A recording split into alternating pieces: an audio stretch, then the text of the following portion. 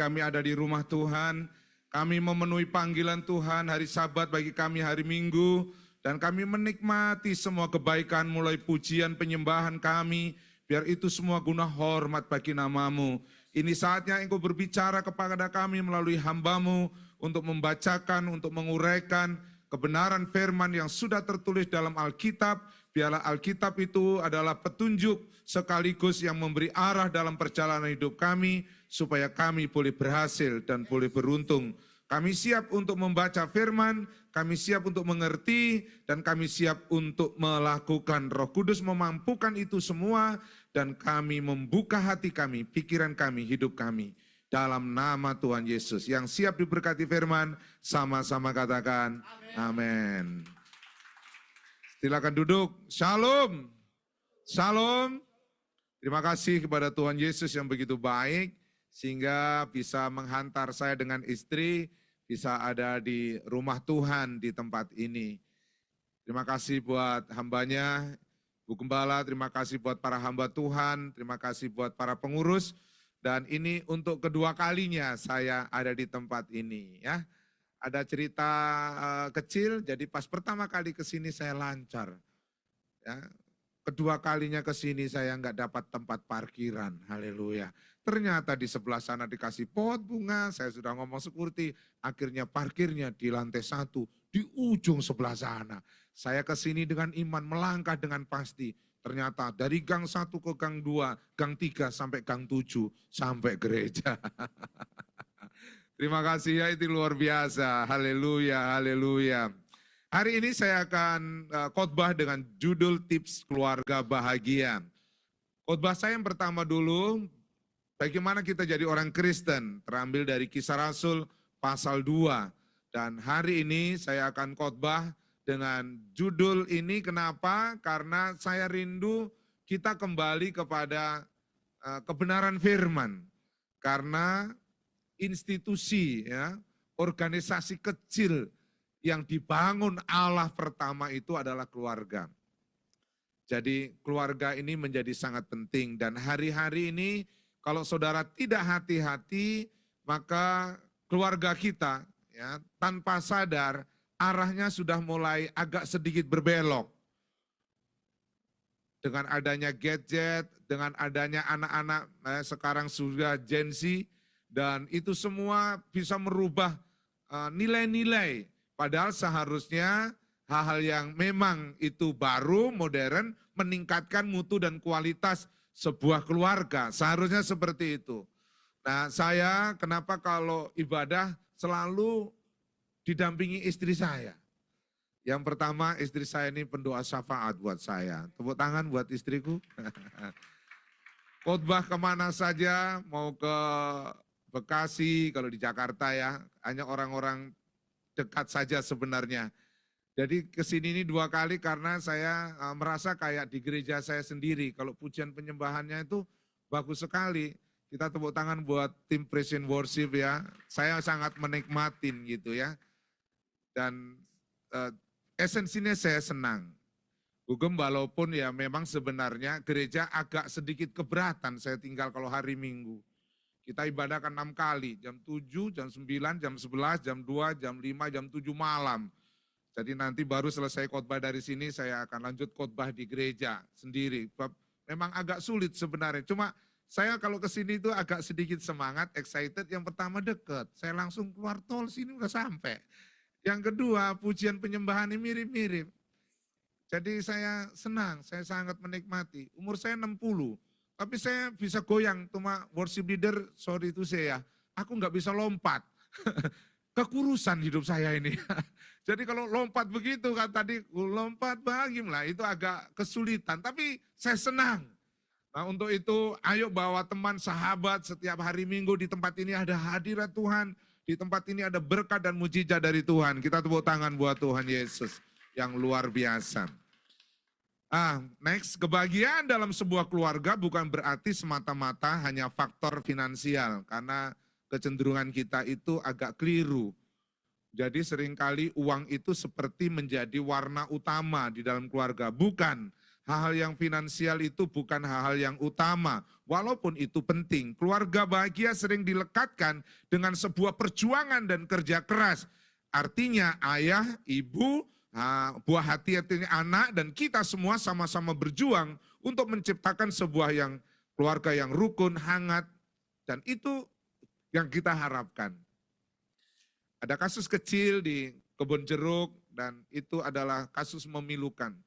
Seorang anak akhirnya menjeburkan diri ke kolam renangnya ya, dengan maksud sebenarnya mau membuktikan bahwa dia marah sama orang tuanya, dan akhirnya dia lewat, saudara. Dan itu kasus yang sangat memilukan karena apa? Karena hubungan orang tua dan anak itu enggak rukun. Hubungan keluarga itu enggak baik. Seringkali kita punya anak, tujuan kita sudah bagus, kita orang tua maksudnya kerja, cari uang, tapi tanpa sadar kita menghancurkan keluarga sendiri. Karena ketika kita sudah dapat segalanya, ternyata yang kita harapkan segalanya itu membantu untuk masa depan keluarga kita, ternyata masa depan kita akhirnya akan ada yang terjerumus. Dan tidak hanya membawa kematian, ada yang ke narkoba, ada hal-hal yang buruk, dan itu fakta. Dan saya tidak mau begitu. Saya mau orang tua, ayah, ibu, anak, semua berjuang bersama-sama dalam keluarga dengan hidup rukun, hangat, dan saling mengasihi satu dengan yang lain. Katakan amin. Nah, karena ini tips, tentu semua khotbah saya 99,9% sudah saya lakukan. Kalau saya belum lakukan, saya nggak berani khotbah. Kenapa? Karena bagi saya teladan hidup itu bicaranya lebih keras daripada khotbah saya sekarang ini. Jadi kalau saya memberi contoh, sebenarnya contoh hidup saya, keluarga saya, anak-anak saya, cucu saya, menantu-menantu saya, itu adalah lebih penting. Berbicaranya mereka lebih keras dibanding sebenarnya suara dari mimbar ini. Nah untuk itulah saya rindu banget apa yang ingin saya sampaikan ini benar-benar seperti saya mentransfer sesuatu value yang baik buat kita semua. Tidak bermaksud untuk menggurui, tidak bermaksud untuk ingin mengintimidasi, untuk saudara menekan saudara sehingga enggak. Hanya mencoba untuk share, menyampaikan apa yang memang firman Tuhan saya hidupin dan itu nyata dan real di dalam kehidupan ini. Bagian yang pertama, tips yang pertama itu ibadah bersama. Yosua ketika generasinya dan lingkungannya pada zamannya, ketika sudah mulai orang yang masuk tanah perjanjian, hidup di dalam tanah Kanaan, karena bangsa ini dipimpin oleh Musa, dan Musa tidak sampai kepada tanah Kanaan, tapi Yosua yang dipercayakan Tuhan akhirnya masuk tanah perjanjian, dan ada beberapa orang yang sudah mulai nyaman, singkat cerita, sudah mulai banyak yang meninggalkan Tuhan, tidak komitmen terhadap ibadah, tapi Yosua berkata, tetapi aku dan seisi rumahku, kami akan beribadah kepada Tuhan. Suami istri, orang tua anak, kalau bisa, ini saran saya.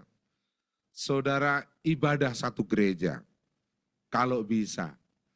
Karena kadang-kadang anak kita enggak seperti itu.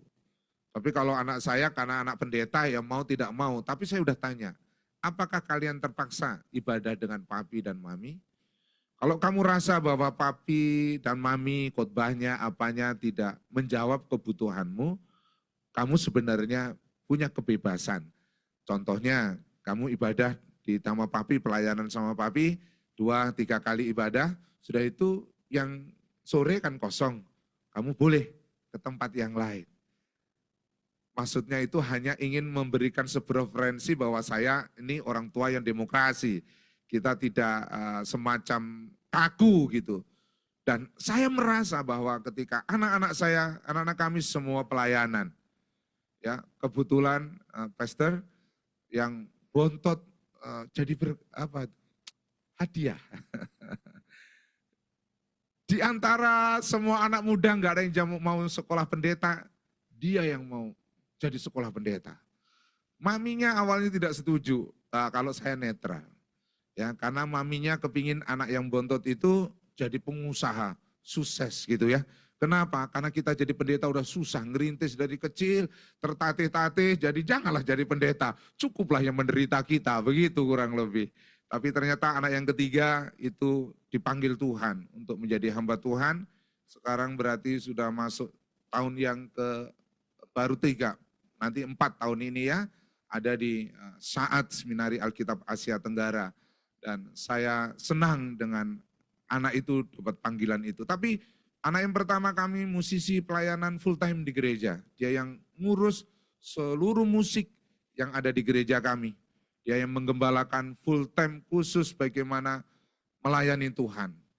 Nah, dia ada di grup yang kalau saudara tahu Eklat sama Yosua Abraham, nah, pemain keyboardis itulah anak saya yang agak gemukan. Ya. Anak saya yang kedua pelayanan penari, pelayanan membantu walaupun dia udah punya anak. Jadi dia udah punya anak, udah ibu-ibu, masih melayani tamburin, masih melayani untuk sungguh-sungguh pelayan bersama di gereja. Nah, dia seorang make up artis, saudara sekalipun pengumuman ya, siapa tahu saudara membutuhkan. Cuma kalau untuk di daerah kami itu ya ekonomi menengah ke bawah, jadi jarang yang make up kepada anak kami. Karena anak kami agak bahasa mereka mahal katanya, padahal menurut saya tidak. Ya, make up artist by Hefty. Saudara klik IG pasti nampak semua. Dan hasilnya pasti luar biasa. Kenapa begitu? Karena dia pengajar, murid-muridnya banyak. Ya, tidak hanya dari dalam negeri, ada beberapa yang dari luar negeri juga hadir ke Indonesia, tinggal ke Jakarta dan belajar make up artis dengan anak kita. Nah, itu hanya promosi sekaligus untuk memberikan motivasi bahwa ketika kalau kita satu keluarga beribadah kepada Tuhan, itu keren. Coba kalau salah satu istrinya sayang sekali sama Tuhan, taat sama Tuhan, tapi suaminya ogah-ogahan, itu bukan keluarga nggak bisa jalan, tapi bisa tersendat-sendat. Ada orang tuanya begitu mengasihi Tuhan, papa mamanya cinta Tuhan, anaknya berandalan. Wah, itu berat juga saudara. Tapi ibadah itu membantu. Bahasa ibadah membantu itu artinya hanya Tuhan yang bisa menolong kita. Kenapa kita beribadah kepada Tuhan? Memang sebenarnya hidup ini akhirnya kembali kepada Tuhan, bukan? Katakan amin. Jadi anak-anak muda, keluarga-keluarga muda yang belum menikah, saudara bersyukur dengar khotbah saya hari ini.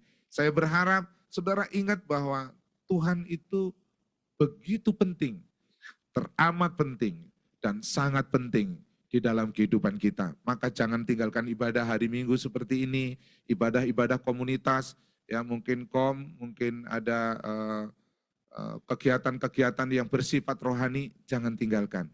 Pastikan kami sekeluarga, katakan bersama-sama, kami sekeluarga. 1, 2, 3. Pak Pendeta, saya anak Tuhan tapi papa mama saya masih Buddha. Enggak ada masalah.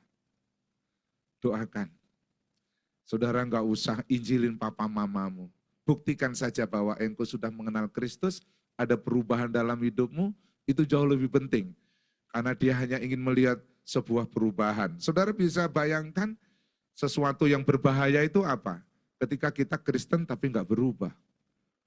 Kalau saudara tahu siapa yang menyalibkan Tuhan Yesus?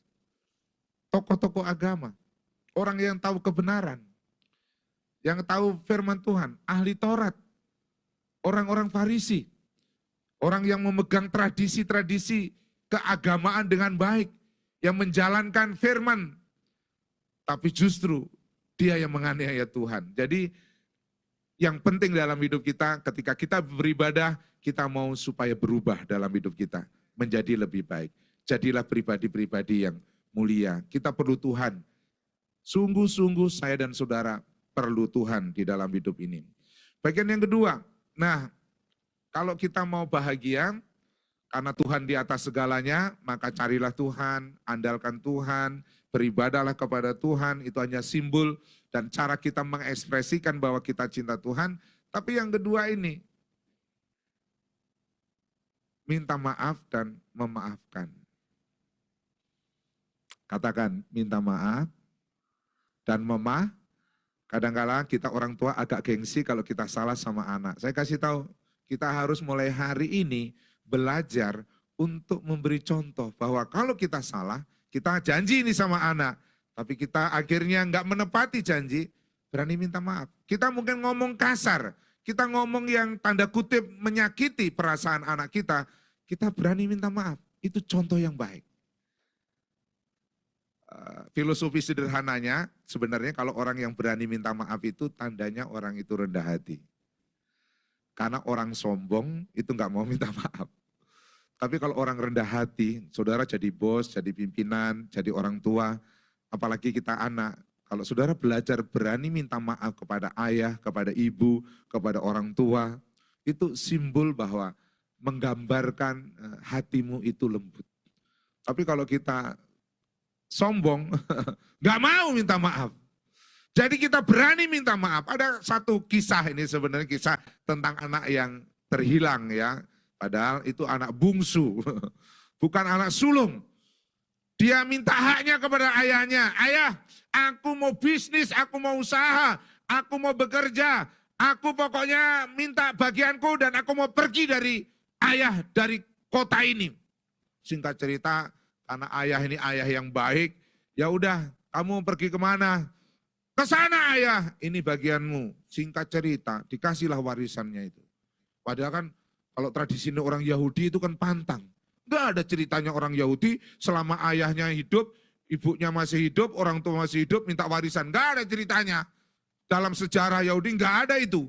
Tapi karena ini adalah ceritanya diungkapkan oleh Tuhan Yesus untuk membuktikan kebaikan Bapa, kebaikan kasih Tuhan, maka dalam cerita itu ayahnya kasih warisan. Ketika sudah kasih warisan, anaknya ini pergi jauh, ternyata semua harta yang dia dapat dihambur-hamburkan. Tidak hanya dihambur-hamburkan, dipakai dengan hal-hal yang tidak baik. Sampai akhirnya jatuh miskin, melarat, kerja pada perusahaan peternakan babi. Singkat cerita, suatu saat sampai mau makan gak bisa, sampai singkat cerita akhirnya dia meminta sama bosnya yang ada di dalam pimpinan dari peternakan itu. Bos, aku lapar, aku minta dong ampasnya babi aja lah. Gua mau makan nih, bahasa orang Jakarta. Gua mau makan, ternyata apa katanya? Gak boleh, gak bisa. Singkat cerita, Alkitab menceritakan, aku telah berbuat dosa. Kenapa? Dia mengingat, loh di rumah bapakku itu banyak hamba-hamba, banyak orang kerja. Dia bisa makan, dia bisa minum. Lah aku ini punya bapak, tapi sekarang aku sekarang ini sengsara. Itu semua karena kesalahanku. Singkat cerita, dia menyesal. Singkat cerita, dia kembali kepada bapaknya. Dan sampailah pada ayat 21, kata anak itu kepada bapaknya, Bapak, aku telah berbuat dosa terhadap surga dan terhadap Bapak. Aku tidak layak lagi bahkan disebut anak Bapak. Tetapi responnya, bagian memaafkannya ayat 22. Lihat, tetapi ayah itu berkata kepada hambanya, coba, anaknya minta maaf. Tapi responnya tindakan tidak perkataan. Langsung panggil itu hamba-hamba. Hei, lekas bawa kemari jubah. Jubah yang terbaik. Pakaikanlah itu kepadanya, kepada anakku. Maksudnya kepada anak yang terhilang tadi. Kenakanlah cincin pada jarinya, sepatu pada kakinya. Dan ambillah anak lembu tambun itu. Sembelihlah dia. Mari kita makan dan bersuka cita. Ini keren, ini contoh yang bagus. Hai anak-anak, kalau kita pernah melakukan kesalahan, kita pernah melakukan hal yang tidak baik, kita melawan, kita memberontak kepada orang tua kita, mintalah maaf. Akuilah itu. Supaya apa? Saya kasih tahu, enggak ada orang tua yang jahat. Tidak ada. Anak bisa berbuat jahat sama orang tua. Tapi orang tua yang mengasihi Tuhan, yang ngerti kasih Tuhan, dia tidak mampu melakukan hal yang buruk kepada anaknya. Kecuali orang tua yang kesetanan ya, beda. Kalau kesetanan itu ya apa boleh buat. Ya, tapi kalau benar-benar hamba Tuhan, dia anak Tuhan, orang tua yang mengasihi Tuhan, tidak pernah ada orang tua niat jahat kepada anaknya. Dan apa yang terjadi? Ketika ada kasih itu, terjadilah pesta. Ada jubah yang baru, ada cincin, ada sepatu, ada sembelih anak domba, ada pesta, ada sukacita. Ini kenapa? Jadi orang tua, memang lepaskanlah ampunan kepada siapapun di anggota keluarga kita. Siapa sih yang sering menyakiti perasaan kita? Orang dekat. Amsal 27 ayat 17 itu besi menajamkan besi, manusia menajamkan sesama. Jadi siapa yang sering menyakiti hati istri? Suami. Siapa yang sering menyakiti hati suami? Istri. Alangkah baiknya keluarga itu minta maaf dan memaafkan. Nanti hubungan rumah tangga kita bagus. Katakan amin. Saya memang kebetulan belum bertengkar kepada istri. Ya, kebetulan saja. Saya 31 tahun pernikahan. Minta maaf ya, saya bentak istri saya aja belum. Tapi terkadang saya suka minta maaf karena ada beberapa hal yang saya pria ini agak teledor. Contoh, dia minta sesuatu yang menurut saya itu gampang, tapi belum saya lakukan. Dia bilang gini, "Pi, itu lampu kamar mandi sudah burem." Dia ngomong begitu berarti mami ngomong gitu berapa bulan? Berarti udah 2 bulan yang lalu. Puji Tuhan, sampai saya khotbah ini belum saya lakukan. Belum saya ganti itu lampu. Akhirnya saya udah minta maaf berapa kali itu.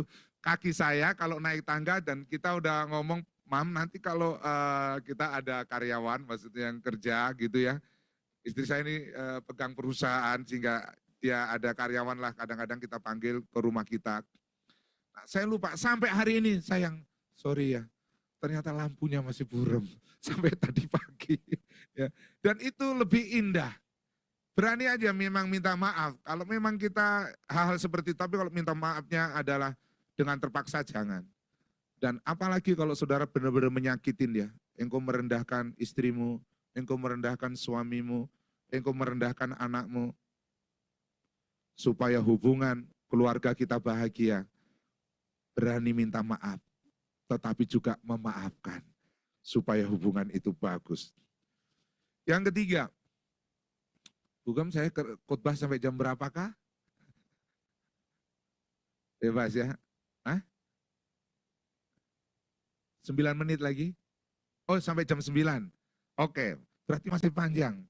Karena ini tipsnya banyak, saya sudah berdoa sampai selesai, ya, saya ngerjain materi-materi gini sampai pagi. Jadi tadi pagi 12:30 saya WA ke Bugam, ini materi khotbah 12:30. Saya persiapannya udah lama, cuma didoakan dulu. Kita ini orang Pentakosta. Kalau hanya ilmu hermeneutik, ilmu gitu gampang. Tapi masalahnya kita ini orang Pentakosta itu selalu menurut tuntunan Roh Kudus. Nah itu yang repot. Kalau Tuhan nggak klik, pokoknya nggak klik aja, saya nggak nyaman, saya nggak jadi khotbah. Udah itu. Jadi ganti-ganti mulu. Tuhan mana ini? Nanti sampai sejahtera, sampai istri saya bilang, sayang sudah siapkan materi. Sudah, tapi semua ada di hati dan di pikiran, belum ditulis. Akhirnya tadi malam tulis, 12:30 itu persis itu baru selesai. Padahal itu materinya sudah lama, artinya itu sudah ada di pikiran sama di hati, didoakan. Maka tadi pagi baru saya kirim ke beliau. Bagian yang ketiga, peran yang jelas. Nah lihat ini, siapa yang belum menikah angkat tangan? Loh kok banyak? Yang pertama saran saya yang belum menikah, cepatlah menikah. Karena sekarang ini banjir sudah mulai di mana-mana. Ya. Oke, berarti puji Tuhan. Siapa yang sudah menikah angkat tangan? Oke, pertanyaan saya, siapa yang sudah punya menantu? Angkat tangan. Wih, saya pikir saya sendiri. Banyak kali ya. Wah, puji Tuhan. Oke. Cucu saya baru 2, saudara ya. Nanti yang kedua nih saya harap juga punya cucu lagi gitu ya. Jadi perhatikan ini. Di rumah itu ada pria. Pria itu suami. Kalau engkau pria sudah menikah berarti suami. Kalau engkau pria belum menikah, ya berarti engkau masih anak. Tapi saya mulai dari suami. Peran yang jelas, artinya peran yang jelas itu yang lain juga boleh. Ya, tapi saya mau menyampaikan yang ini yang sering dilupakan. Suami adalah kepala. Katakan, suami adalah, katakan bersama-sama 2, 3, suami adalah, saya mau itu, ingat itu aja dulu. Boleh enggak suami cari duit, silahkan. Boleh enggak suami mempersiapkan masa depannya dengan lebih baik untuk generasi, silahkan. Tapi kepala dalam pengertian ini seperti Kristus, perhatikan itu.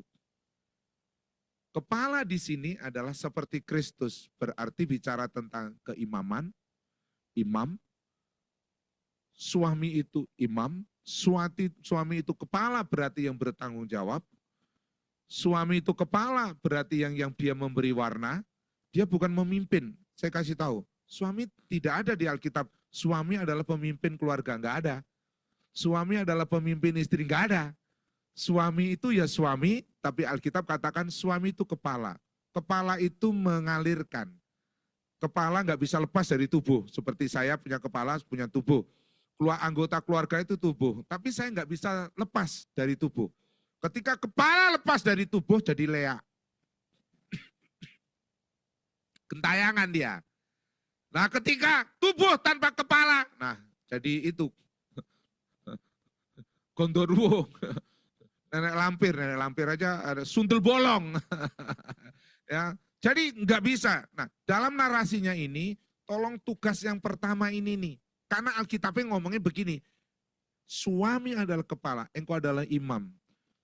Pria harus bangun pagi, doa dan memberkati keluarganya. Itu aja saya mau ingatkan. Sebenarnya kan peran suami itu kan banyak. Tapi saya ingatkan satu hal itu saja. Engkau bangun pagi, pujian, penyembahan, berdoa, berkati keluargamu. Karena engkau adalah imam. Kalau istri itu apa? Istri bangun pagi, siapin makanan. Karena pria itu kalau lapar, error. Suka hang. Istri bangun kalau masih malam, lalu menyediakan makanan untuk seisi.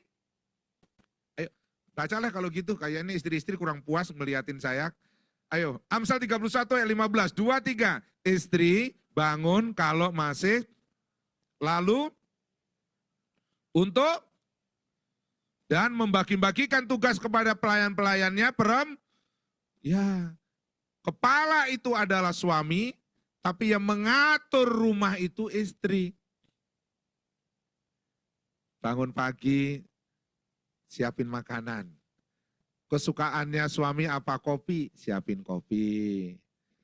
Jangan bilang gini, Mam, kopi. Ah, kamu punya tangan, punya kaki, buat sendiri sana. Jangan gitu, saudara. Jangan. Ya, suami sukanya teh, bangun pagi, siapin. Mau kerja, suka makanannya apa, siapin. Itu keren. Kalau peranan yang kecil ini kan sederhana. Tapi benar-benar dikerjakan dengan baik, aman rumahmu. Sudah yang pertama, ngandalin Tuhan, ibadah, cinta sama Tuhan, sungguh-sungguh mengasihi Tuhan, serius sama Tuhan, sungguh-sungguh tanpa Tuhan nggak bisa, dia harus pokoknya Tuhan, diaplikasikan Tuhan dengan kasih yang saling minta maaf dan memaafkan, itulah kasih, berani minta maaf dan mengampuni. Dan yang ketiga, suami imam, dia doa berkat, doa syafaat, terima kasih tadi doa syafaatnya saya sudah didoakan juga. Tapi istri, ketika suaminya lagi doa, sesudah engkau doa juga, langsung ke dapur. Kok istri nggak ada yang amin? Berat Pak Pendeta, kayaknya susah banget. Memang zaman sekarang ini ada pria-pria yang kadang-kadang masaknya lebih enak. Kalau mau jujur, chef yang di restoran, di hotel-hotel ya, memang kebanyakan pria. Tapi kalau sudah di rumah tangga, istrilah yang harus siapin itu. Jadi yang belum menikah, udah dapat materi kecil. Jadi siap untuk Itu bahasa saya panggilan, bahasa umumnya takdir. Jadi sudah seperti itu. Engkau anak, taati orang tua. Engkau orang tua, jangan sakiti anak-anakmu. Jangan bentak anakmu, jangan bego-begoin, jangan goblok-goblokin. Dia sekolah, mata kuliahnya ada berapa, mata pelajarannya ada berapa, mungkin ada 7, ada 9, terus dari sekian mata pelajaran ada nilai anggap aja 5, 4, bersyukurlah. Itu artinya saudara perlu mujizat. Dan kemungkinan ada mujizat. Katakan amin. Nah kalau sudah 9 semua, ngapain lagi? Jadi nggak usah diintimidasi. Sama dengan saya dengan istri. Itu udah kebiasaan dari dulu sejak saya nggak belajar parenting, tidak. Tapi saya tahu bahwa, oh begitu ketika tahu Alkitab, saya lihat anak saya, puji Tuhan. Nilainya itu, aduh saudara, mirip kayak bapaknya dulu. Aduh Tuhan Yesus. Saya itu kan paling tinggi nilai saya itu dulu 7. Itu pun 1, cuma 1 dari pelajaran itu, semua rata-rata 4, 5. Kenapa? Enggak terdidik. Memang orang tua kami, tanda kutip, kita kan orang muslim. Saya ini orang enggak kenal Tuhan. Jadi hidup ya sebisa-bisanya saja. Tapi ketika lihat anak saya seperti itu, apa yang saya lakukan? Saya enggak melihat nilai yang paling kecil. Tidak. Saya melihat nilai yang paling besar. Dari sekian puji Tuhan, zaman sekarang dia ada yang 9. Yang 9 itu yang terus saya pantengin saudara. Dan ternyata yang 9 itu adalah nilai pelajaran agama. Pantes anak pendeta. Agama, sekolahnya sederhana, ada di Diankasi, ada di Yadika.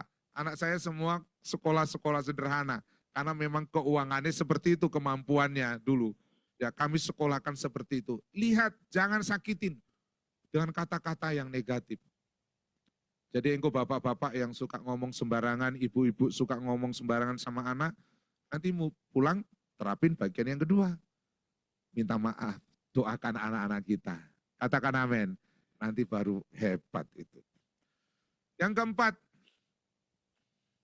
biasakan untuk bisa mengekspresikan dengan sebuah penghargaan. Bahasa sederhananya terima kasih. Kalau anak sudah bantu, ucapin terima kasih, bantu nyapu, bantu ngelap, bantu ngepel. Belajar mengucap syukur, belajar untuk berterima kasih. Suami udah kasih gaji, mungkin gajinya enggak seperti yang kita harap, karena ada pemotongan ya di kantor. Tetap katakan terima kasih, Pak. Papa sudah berjuang, Papa sudah berusaha, Papa sudah cari uang. Ucapin terima kasih. Istri kita sudah masakin kita, ucapin terima kasih. Jadi biasa kalau saya ke dapur gitu ya, istri saya ini suka masak. Dia kerja dari pagi sampai sore, malam nemenin saya pelayanan penggembalaan. Sudah begitu dia itu pokoknya ada waktu masak. Nah kalau Sabtu kemarin kan libur, kita masak itu. Udah buat risoles, buat apa. Nah biasanya itu saya peluk dari belakang, terus saya cium. Thank you ya. Nah, Jadi pertama-tama aku mengucap syukur kepada Allahku oleh Yesus Kristus kepada atas kamu sekalian. Sebab apa? Telah tersiar kabar tentang iman. Jadi Paulus memberi sebuah penghargaan kepada jemaat di Roma ketika jemaat itu namanya, pelayanannya, imannya bagus, dikasih ucapan syukur. Bahasanya diucapin terima kasih, kamu hebat loh. Orang itu senang kalau dikasih penghargaan. Di rumah biasakan begitu. Mungkin dia melakukannya enggak sempurna, tapi kalau dia sudah membantu kita, menolong kita, biasakan berkata, terima kasih ya nak, terima kasih ya Pi, terima kasih ya Mam, terima kasih ya Dek. Kalau punya menantu, punya mertua, saudara terima kasih Papa mertua, terima kasih Ibu mertua.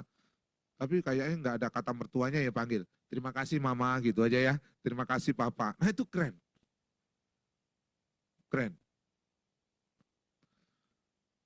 Yang kelima, saya selesaikan aja ya, agak cepat, karena sudah sampai pagi tuh ngerjainnya, sudah doanya. Komunikasi yang baik, biasakan menjawab, bertanya, ngomong, jangan kasar, jangan bentak.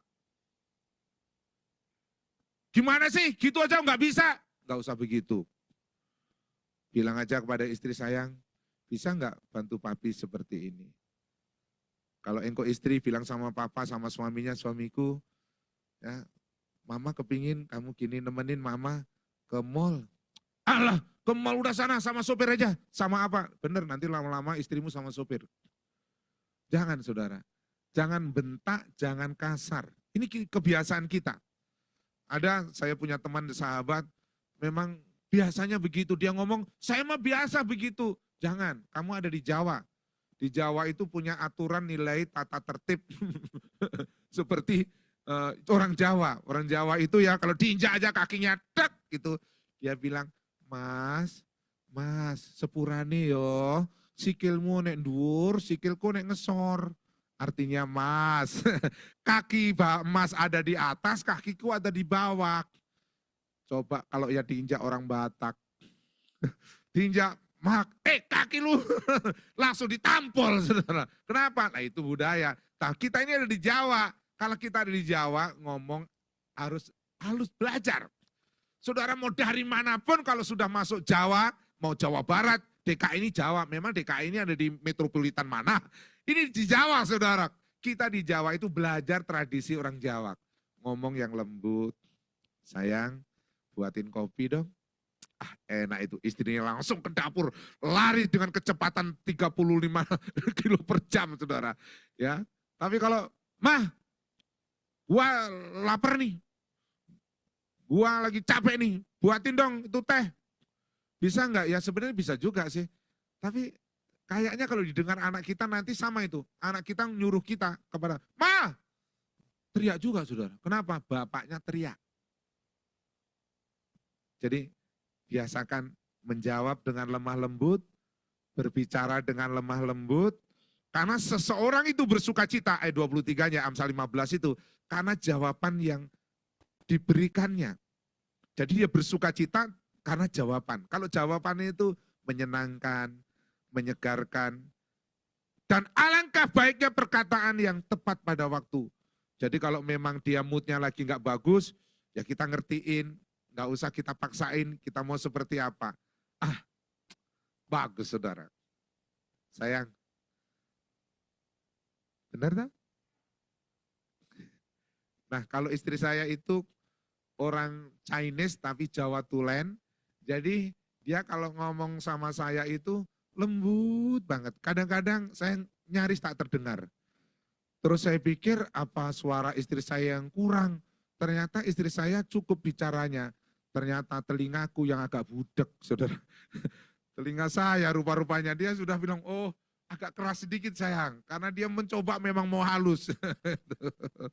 Yang keenam, nah ini saya suka Kidung Agung. Mari kekasihku, kita pergi ke padang, bermalam di antara bunga-bunga. Sekali-kali keluar rumah bersama keluarga, liburan.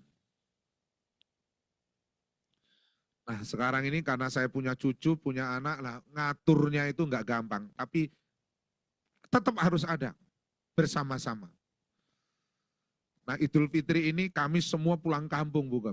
Jadi saya, istri saya, menantu saya, cucu saya, dua-duanya menantu, ya kami sepakat. Walaupun yang satu dari mana sayang?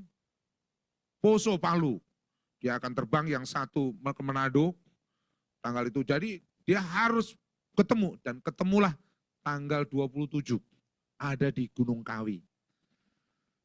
Ya, karena rumah saya itu persis 200 meter dari tempat sembayang persarean Gunung Kawi. Jadi kita kumpul di sana, wajib.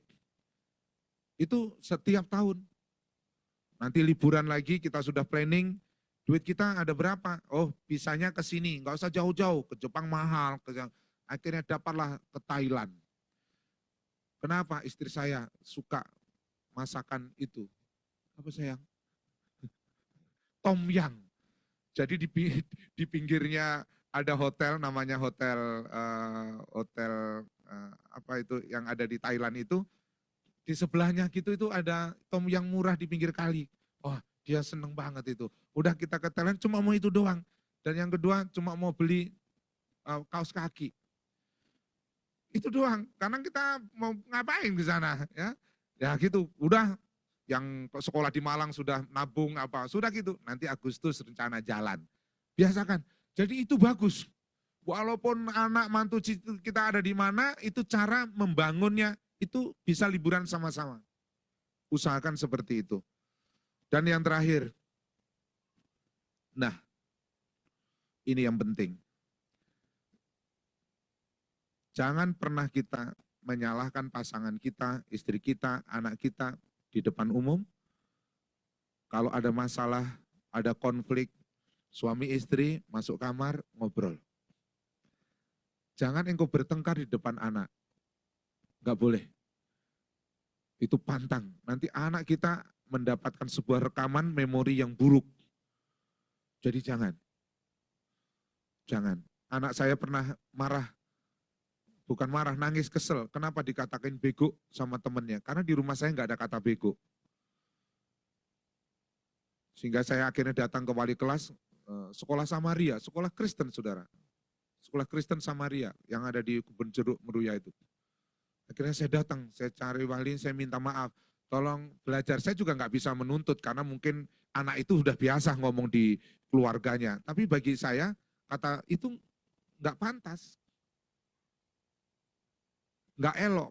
Jadi kalau ada masalah, 4 mata. Tegur istrimu 4 mata. Tegur suamimu 4 mata. Tegur anakmu 4 mata. Itu bagus. Nanti keluargamu keren. Percaya. Kalau belum, ya kita bangun pelan-pelan. Saya mempraktekkan ini nggak gampang, proses. Tapi bisa kok, Alkitab nggak bohong. Kalau Alkitab bohong nggak ditulis. Karena dia tertulis artinya bisa kita lakukan. Tadi doanya janji, tapi worship leader. Janji Tuhan itu, iya dan amin.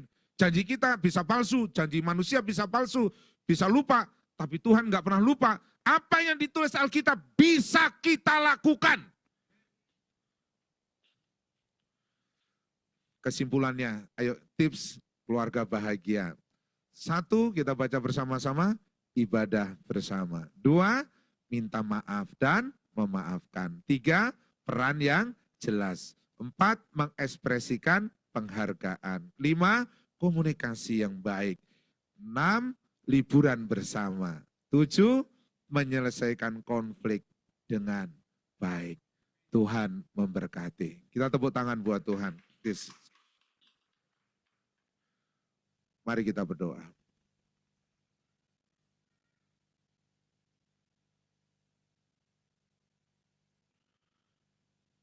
Bapa, hamba sudah menyampaikan firman-Mu, dan hamba berdoa ya Tuhan, dari sekian materi yang Engkau sudah taruh di hati hamba-Mu, untuk menyampaikannya pada pagi hari ini, tidak mungkin tidak ada tujuan. Pasti ada tujuan, pasti Roh Kudus akan memampukan kami, dan itu pasti ada tujuannya buat kami. Untuk itu ya Tuhan, berkatilah, biarlah materi firman ini jadi berkat buat kami. Seberapa yang kami bisa ingat, kami bisa lakukan hari ini, kami mau lakukan, kami mau kerjakan. Terima kasih Tuhan Yesus, terima kasih Roh Kudus, terima kasih. Sebelum hamba turun dari mimbar ini, hamba mau berdoa buat setiap kami. Mungkin ada di antara mereka, ada yang membutuhkan doa secara khusus ya Tuhan. Dan dari mimbar ini, hamba mau tumpang tangan buat mereka, supaya keluarga mereka, rumah tangga mereka, keluarga yang bahagia. Adakah di antara saudara yang mau minta doa supaya keluarga saudara menjadi keluarga bahagia, keluarga yang diberkati? Angkat tanganmu dari tempat dudukmu, saya mau berdoa dari tempat ini. Tuhan, hamba tumpang tangan dengan iman dalam nama Yesus. Setiap tangan-tangan jemaat yang terangkat, pada hari ini hamba mengimpartasikan doa berkat. Hamba memberkati dengan value kebenaran firman Allah. Firman Allah itu hidup, firman Allah itu berkuasa. Untuk itu ya Tuhan, setiap jemaat yang mengangkat tangan pada pagi hari ini, setelah mendengar firman-Mu, mereka dimampukan oleh Roh Kudus untuk mereka melakukan kebenaran firman-Mu. Dalam nama Yesus, biarlah Engkau jadi suami yang diberkati. Engkau jadi istri yang diberkati. Engkau jadi anak yang diberkati Tuhan. Engkau jadi orang tua yang diberkati Tuhan. Engkau jadi menantu yang diberkati Tuhan. Engkau jadi mertua yang diberkati Tuhan. Kami mengucap syukur dalam nama Tuhan Yesus. Turunkan tangan-Mu. Tuhan, kami memberkati ibadah selanjutnya dan kami serahkan ke dalam tangan kuasa Tuhan. Hamba berhenti untuk menyampaikan firman-Mu, tapi firman yang hidup itu akan terus berbicara dalam hati dan pikiran kami. Dan kami siap untuk lebih dalam lagi, lebih diberkati lagi. Kami mengucap syukur dalam nama Tuhan Yesus. Yang sudah diberkati firman, sama-sama katakan